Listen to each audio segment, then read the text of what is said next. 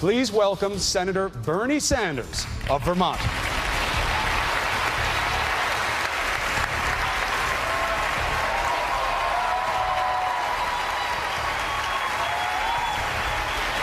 Chris, how are you, man? Good to see you, Senator.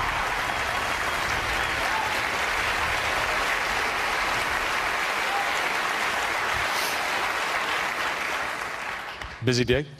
Yes. And my wife told me to button my coat, but I think I'm too fat, so we're going to keep it like that.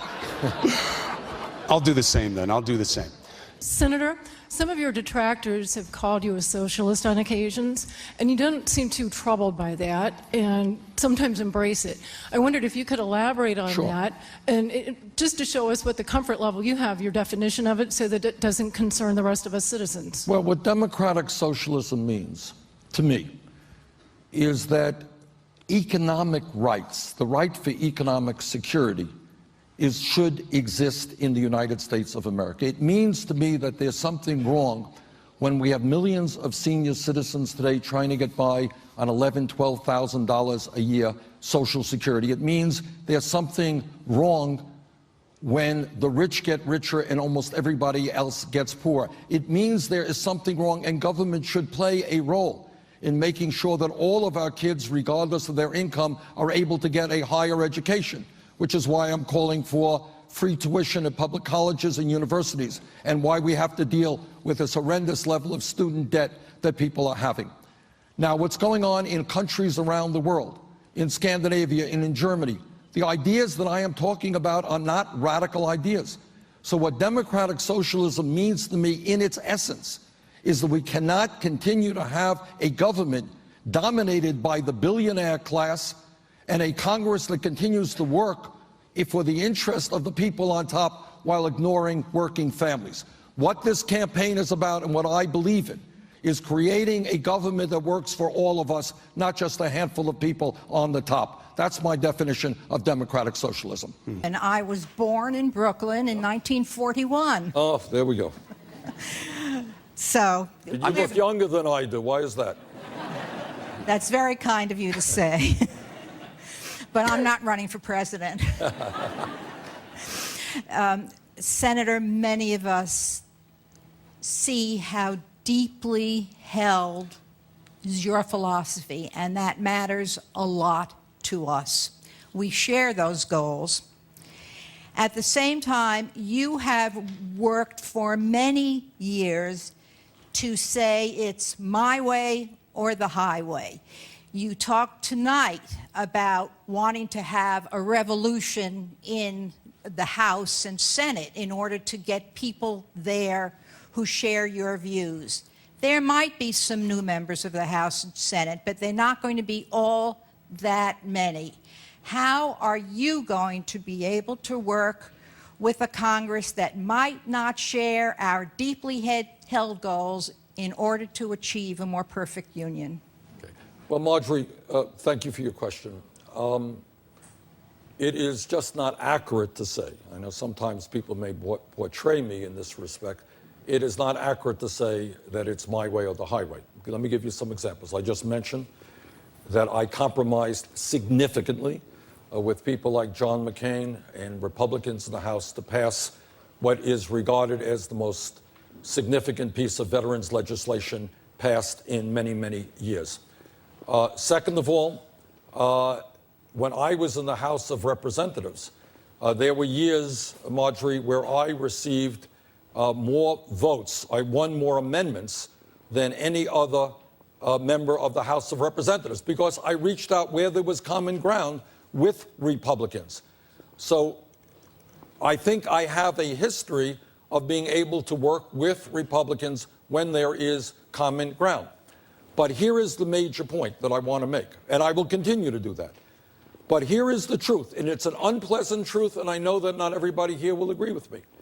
In my view, we have a Congress today that is much more interested in doing the bidding of the wealthy and the powerful, Wall Street and the drug companies and the fossil fuel industries, rather than the needs of the American people.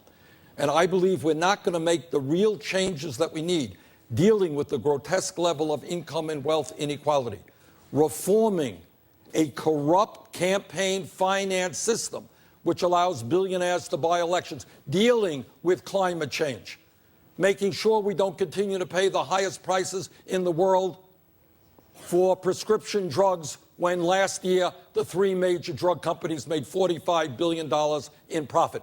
Now, how do we change all of that? Well, where we can, we work with our Republican friends. But change, in my view, and what history tells us, has always come from the bottom on up.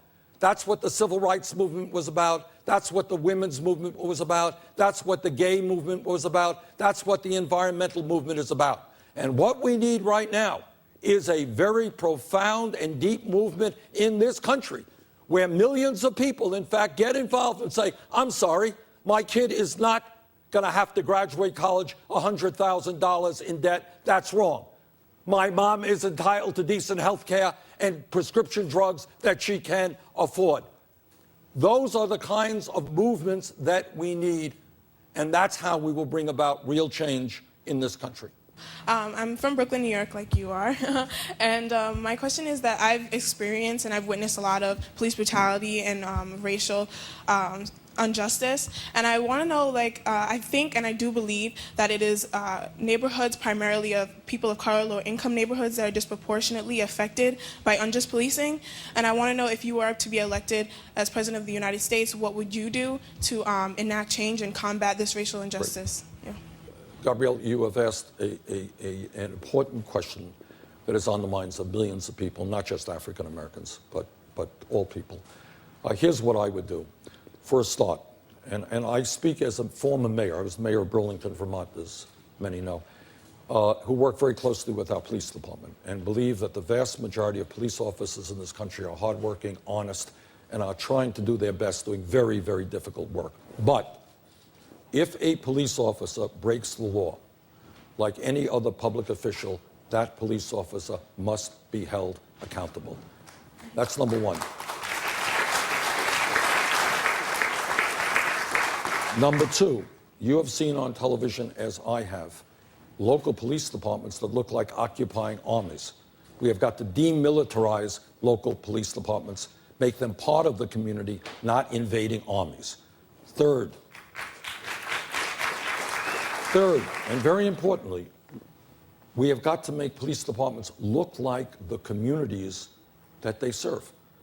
So if there's a diverse community, the police department should reflect that diversity.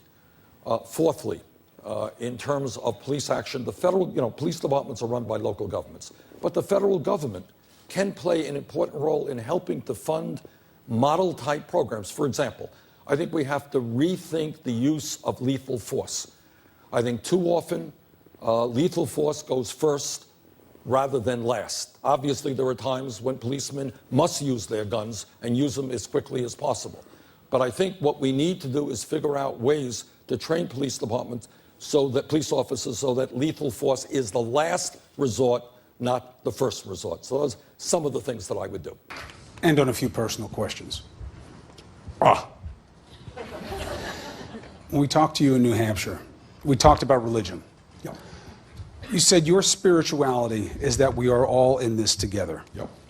Explain to people what, in your head and in your heart, motivates that togetherness. Is there a higher power? Is there a higher intelligence? What do you believe in? This is what I believe.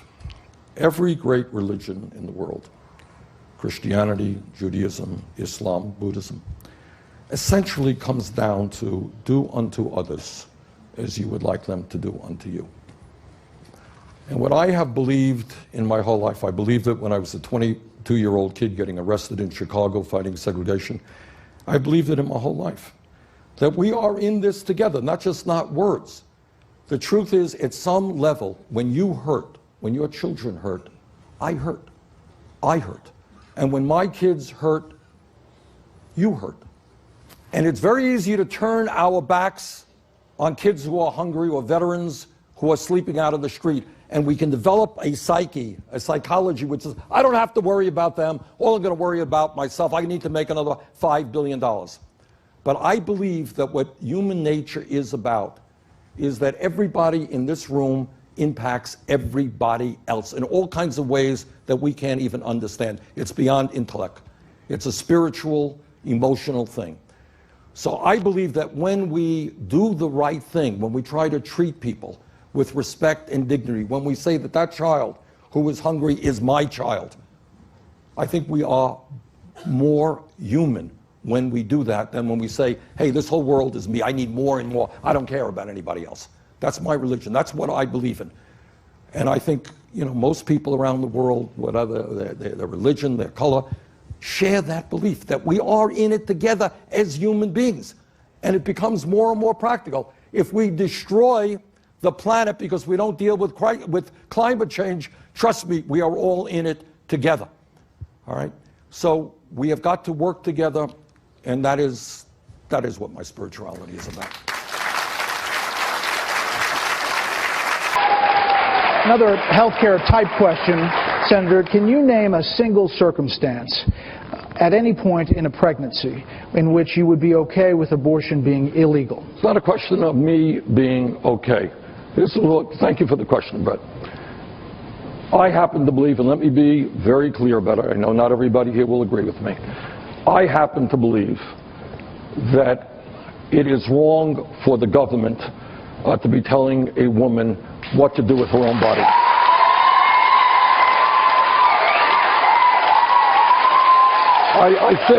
I believe, and I understand there are honest people. I mean, I have a lot of friends, some support it, some disagree with me. They hold a different point of view, and I respect that. But that is my view. And I'll tell you something which I don't like in this debate.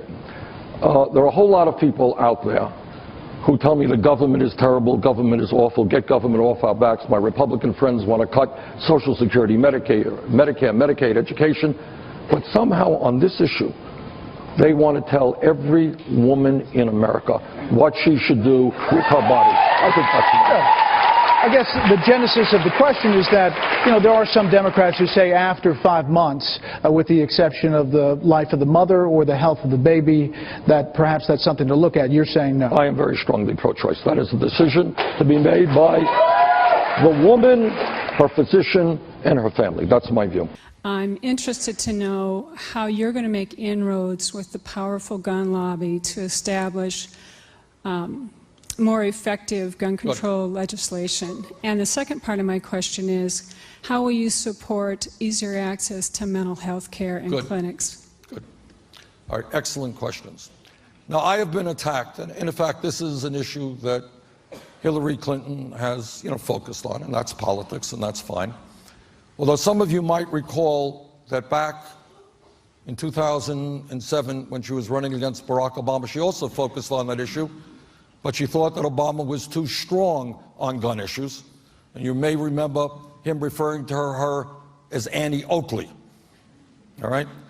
Today, Hillary Clinton is running a lot of advertisements on gun issues. Interestingly enough, she's running most of them in New Hampshire, where she thinks it'll work, not running so many of them in rural Iowa.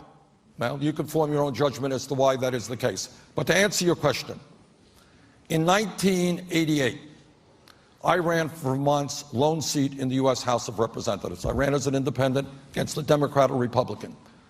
The gun lobby said, vote for either the Democrat or Republican, don't vote for Bernie Sanders. This is 1988, because Bernie thinks that we should not be selling military-style assault weapons in the United States of America. Back in 1988, I lost that election by 3 percentage points.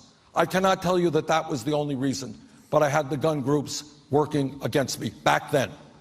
Since then, I have supported instant background checks, the expansion of instant background checks, because I believe our job, if we're going to end these horrific mass murders, or at least have some impact in lessening the occurrence of them, we have got to do our best to make sure that guns do not get into the hands of people who should not have them, criminals, people with mental instability. I believe, as President Obama does, that we've got to deal with this gun control loophole, and that's what he's working on now with his executive order. People should not be able to circumvent the instant background check through the gun show or through the internet. I believe that we should make a federal crime of the so-called straw man situation where people are buying guns legally, going through the instant background check, and then selling them to criminals. Senator, this is Clark Darwood. He's an occupation development officer for Henry Ford Systems. Clark. Hi, thank you. My question has to do with, I'm a first-generation Chaldean American, and I watch what happens in the Middle East. I'm personally, as well as just as a person, horrified because that's where my father is from. Left unchecked, ISIS is going to perpetuate genocide on a number of religious minorities in that area, and I'm wondering how you, in your foreign or your military policy, will address that crisis. Thank you very much for that important question. All of us, I think, can agree that ISIS is a barbaric organization that has to be destroyed. The question is, how do we do it most effectively? One of the differences between Secretary Clinton and myself is I voted against the war in Iraq. She voted for the war in Iraq. And in many ways, a lot of the turmoil and the instability that we're seeing right now resulted from that disastrous decision. The lesson that I have learned from the war in Iraq is that the United States cannot and should not do it alone. We have got to work in coalition. King Abdullah of Jordan, I think, made a very profound statement a couple of months ago, and he said, you know, what's going on there right now is a war for the soul of Islam. And the people who have got to most effectively deal with that issue are the Muslim nations themselves. They are the ones on the ground who are going to have to destroy ISIS. And I agree with that. I will do everything that I can to keep American troops out of perpetual warfare in the Middle East. But I do believe, along with a coalition of the major countries on earth, the United States, UK, France, Russia, I believe we should support the Muslim troops on the ground with air attacks, with military equipment, and with all of the help that we can provide. But it should not be our troops on the ground for many, many reasons. He says he's undecided. What's your question? All right, let me work on this guy. The question, Senator, it appears to me that a lot of your efforts is in social programs of social issues. My question, with the mood of this United States, how are you going to convince the voters you can make a difference as it relates to social issues? Free education. There are several states out there don't even provide minimum education. So the question is, how are you going to, Good. from a banker standpoint, where is the money going to come from? Okay. Thanks, Clint, for the question. You know, I find it really quite funny. Well, not so funny, but I find it interesting that over the last 30 years, Clint, there has been a massive transfer of wealth from the middle class and working families to the top 0.1%. Middle class has shrunk. Trillions of dollars have flowed to the top 0.1%. Any of you hear an uproar about that? What a terrible thing. Middle class shrinking, people living in poverty, top 0.1% saw a doubling of the percentage of wealth they own. No one talked. The establishment was fine. Wall Street was happy with it.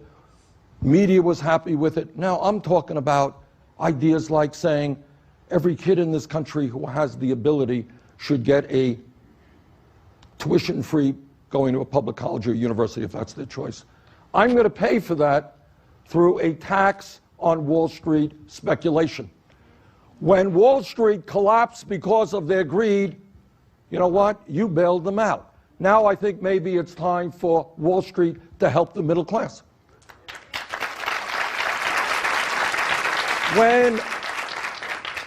When I talk about creating 13 million jobs through $1 trillion investment in rebuilding our crumbling infrastructure, and anyone here thinks that it was just Flint, Michigan, who is in trouble, you would be mistaken.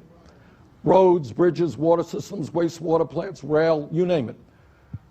I'm going to pay for that by ending loopholes that allows profitable multinational corporations making billions of dollars a year in profit, stashing their money in the Cayman Islands and in other tax havens. And in some cases, not paying a nickel in tax. We're going to use that money to create 13 million jobs. And by the way, we are going to target those investments to the communities in America that need them the most. All right, so to answer your question, Clint, top 0.1% in America now own as much wealth as the bottom 90%. I think that that is wrong. So here it is, folks. You can like it or not. This is my view. We are going to ask profitable multinational corporations and the rich to start paying their fair share of taxes. Next question, Alexis Kulash, Drake University student, a bulldog, leaning in favor of Hillary Clinton, but she wants to explain why. Give me a shot here, Alexis. Senator, recently you named Planned Parenthood and the Human Rights Campaign as part of the political establishment that you plan to take on. How are you going to fight for women's rights more effectively than a female candidate with endorsements from organizations like these? No, that's not quite accurate. I have a 100% pro-choice voting record. In every speech that I give, what I say is not only do we stop the Republican efforts to try to defund Planned Parenthood, we should expand funding for Planned Parenthood.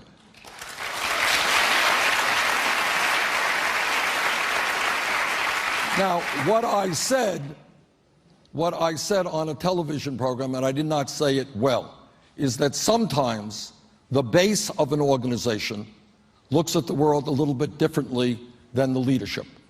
So if you have 100% Planned Parenthood voting record, 100% pro-choice voting record, there are people who are asking, why is the leadership not either supporting Bernie Sanders or why are they, opposing him? And my point is that I will fight. These are great organizations. I met with Planned Parenthood. They do a fantastic job, not only in defending women's rights in general, but talking about sexuality in America. They are a fantastic organization. Count me in as somebody who strongly supports them. So this was simply a question of endorsement policy, not whether or not I strongly support these organizations. Do I have your vote yet? Alexa, no, correct, she's saying as to the premise of the question, not to whether or not you have her vote. Okay, I think she's going to have to decide on that. I'm just kidding, but that is the difference. I support the organization. Senator, there is widespread bipartisan agreement that programs like Medicare, Social Security, and Medicaid are the main drivers of our rapidly increasing national debt, now approaching $20 trillion, as you know. Without reforms of these programs, they say that we're heading for a debt crisis. You have the Congressional Budget Office, among others, projecting last year that spending on these programs and interest on the debt could consume all annual tax revenue by 2031, meaning we wouldn't have money for national defense and poverty programs and education and the like. You have a big tax increase planned, but you also plan to spend some $18 trillion on programs. So how do you prevent a debt crisis? Okay. Number one, of that $18 trillion, much of it is being spent to have the United States join the rest of the industrialized world in guaranteeing health care to all people. And what that means is that, in fact, the average middle-class family, see, what that 18 trillion supposedly does not include is the fact that that middle-class family in the middle of the economy would save about $5,000 a year on their health care costs. That's part of our Medicare for All program. I happen to believe, and I know not everybody agrees with me, I believe that health care is a right of all people. I believe that there is something wrong when we are spending... Where did that right come from in your mind? Being a human being. Being a human being. And what I believe, Brett, you may disagree with me, I believe that if she is poor and you are rich, she is entitled to the same quality health care that you have because she's a human being. But in any case, when we talk about our health care system, this is important to know. It's not just that we have 29 million people without health insurance, and that we have many more who are underinsured, and that we are getting ripped off big time by the pharmaceutical industry, who are charging us the highest prices in the world. But that we end up spending, and you can explain it to people, maybe. Why do we spend 3 times more than the British do per person for health care? Why do we spend 50% more than the French? And why do we pay the highest prices in the world for drugs? We have Vidal Futch. Vidal is a student who is the first member of his family to go to college. And he says he is leaning toward you. What's your question, young man? Senator Sanders, I am a student here in Columbia, South Carolina. I'm from a rural area, raised in a single-parent home. I attend a historically black college here in South Carolina. And my question to you is, you have a plan to make public college free. So where does historically black colleges, private historically black colleges, fall under this plan? Great question, and congratulations on what you have accomplished. Yes, sir. You know, I grew up in a family where my dad came to this country from Poland without any money. He was a high school dropout. My mother graduated high school. So I was proud that they were able to send my brother and me to college, the first in our family. I believe that historically black colleges and universities play an incredibly important role in education in the African American community. And you're quite right. What I believe is that in the year 2016, when we talk about public education, we should make sure that public colleges and universities are tuition free, that everybody in this country who has the ability and the desire can get a college education. But in addition to that, we must sustain and strengthen the historically black colleges and universities who do a phenomenal job today educating a significant number of young African Americans. You have my word that we will not only sustain, we will substantially increase funding for the historically black colleges and universities.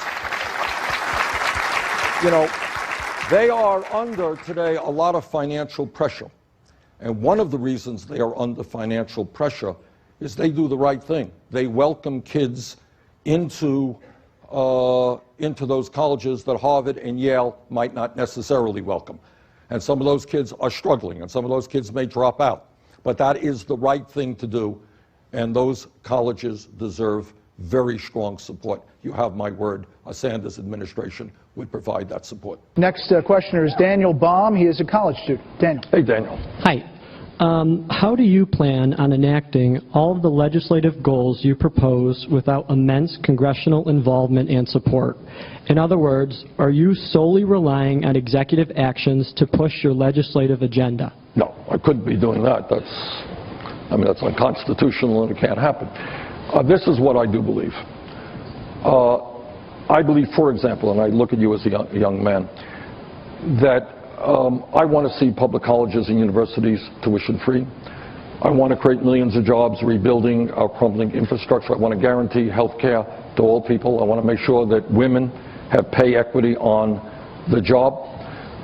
And I want to do a lot of other things. So I will answer your question in two ways. First of all, I have worked with Republicans where there has been common ground for many, many years. A couple of years ago, I was the chairman of the Senate Committee on Veterans Affairs. I'm working with people like John McCain, Jeff Miller over in the House. He was chairman in the House Republican. We put together the most comprehensive veterans health care bill in the modern history of America. Okay, so number one, I can work with Republicans. But here is the second point, and I'm the only candidate who will tell you this, that at the end of the day, you've got a Congress today where too many members are worried about securing large campaign contributions from very, very wealthy people. In fact, one of the differences between Secretary Clinton and I, she has a super PAC, collected a whole lot of money from Wall Street. I've got 5 million individual contributions averaging $27 apiece. Now, I say that not to brag. Well, I'm bragging, but you know,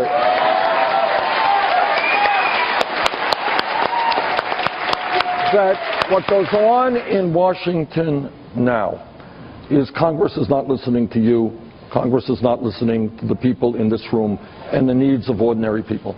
Congress is listening to Wall Street, to multinational corporations, to large campaign contributors. And what I have said throughout this campaign, and I repeat tonight, no president, not Bernie Sanders or anybody else, can do it alone.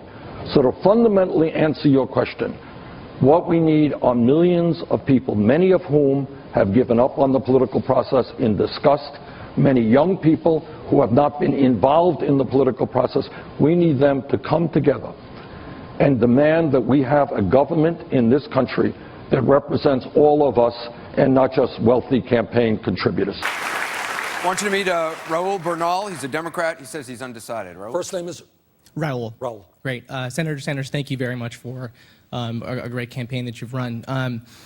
Voters in Iowa, voters in New Hampshire have had an opportunity to get to know you, to understand the details of your platform in forums just like this. And while I'm inspired by your passion on the issues, one of the concerns I have is your electability in a general election when there's less opportunity to really connect with voters. Good. And, you know, can you win in other parts of the country? Excellent question. Look, in the real world, there are people, I hesitate to say this in this room, but there are people who like Donald Trump. I know. But there are. Not in this room, but there are. And you know, that's the world. We are a diverse political nation. And there are people who like and respect Hillary Clinton and people who like me and so forth and so on. And I don't object. Somebody will stand up and say, I support Hillary Clinton. That's fine, you know. But what I object to is people say, well, Bernie, I really like you. I like your ideas. I like your record. But I'm not going to vote for you because you can't win, okay? So let me address that issue. Number one, I'm not a great fan of polls, not even CNN polls. But CNN had a poll, as I recall, and what that poll said is that Bernie Sanders ran significantly better against Donald Trump than did Hillary Clinton, okay? There was another poll said the same thing. Because, among other things, I do very well with independents. And that's one of the reasons why we are doing well against Republicans. So, number one, some of these polls have me way, way ahead of Donald Trump, further so than Secretary Clinton. Number two, look at battleground states like New Hampshire. The last poll that I saw in New Hampshire had me 19 points ahead of Trump, Secretary Clinton 1 point, okay? Similar results, not quite so strong in Iowa and Wisconsin. Okay. Polls, forget polls. They go up and down. What else? Democrats win elections when there is a large voter turnout. That's what Obama did in 2008. Republicans win elections when people are demoralized and give up on the political process. I believe, and I think an objective assessment of my campaign and Secretary Clinton's campaign, she's running a good campaign, but I think an objective assessment would say that there is more excitement and energy in our campaign. We are bringing out working class people who have previously given up on politics. We are bringing out large numbers of young people. So if you want to win in November, and I want us to defeat Republicans, Secretary Clinton wants us to defeat Republicans, everybody in this room understands that we don't want some right-wing Republican in the Oval Office. But I believe, quite honestly, that I am the strongest candidate to do that because I think I can drive a large voter turnout, bringing in new energy into the Democratic Party. I'm tired following you around there. I want to get you in one place. If you followed me around today, you'd be a lot more tired. CNN today, your brother was on. Your brother was on CNN today. Yeah. Gave a great interview. He says that back in the day, you were a great athlete. Is that true? And if so, what was the sport? I'm not saying I don't believe it to be true. I'm saying, is it true? What was the sport? You know, families exaggerate a little bit. I was a very good athlete. I wouldn't say I was a great athlete. I was a pretty good basketball player. My elementary school in Brooklyn won the borough championship, but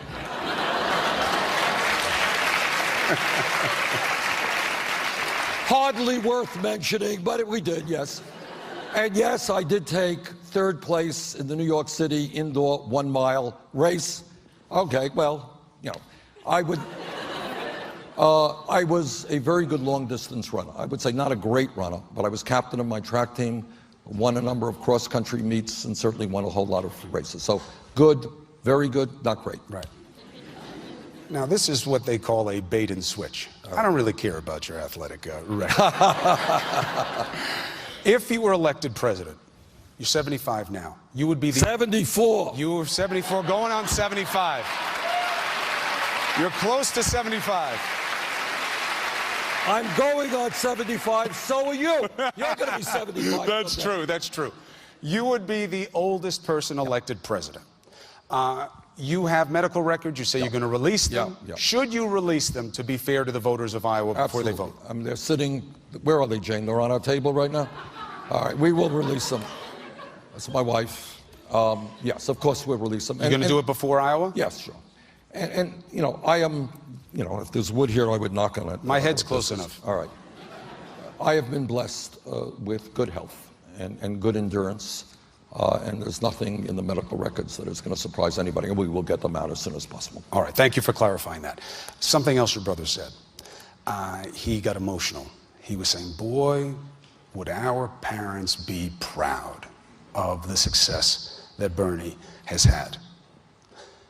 You have to think about that as well. When you think about why you're doing this and what it means, what does it mean to you about what your parents would think if they saw you now? That they wouldn't believe it. I mean, we grew up, my dad came from Poland at the age of 17 without a nickel in his pocket, couldn't speak English, and he never made a whole lot of money. And my brother and I and mom and dad grew up in a 3.5-room rent-controlled apartment in Brooklyn, New York. And we never had a whole lot of money. And if you ask me, you know, Chris, this would be so unimaginable. The fact that I'm a United States Senator would have been beyond really anything that they would have thought possible. The fact that I am running for President of the United States, you know, I do think about it. And, you know, I think they're very proud. But it's certainly something that I don't think they ever believed would have happened.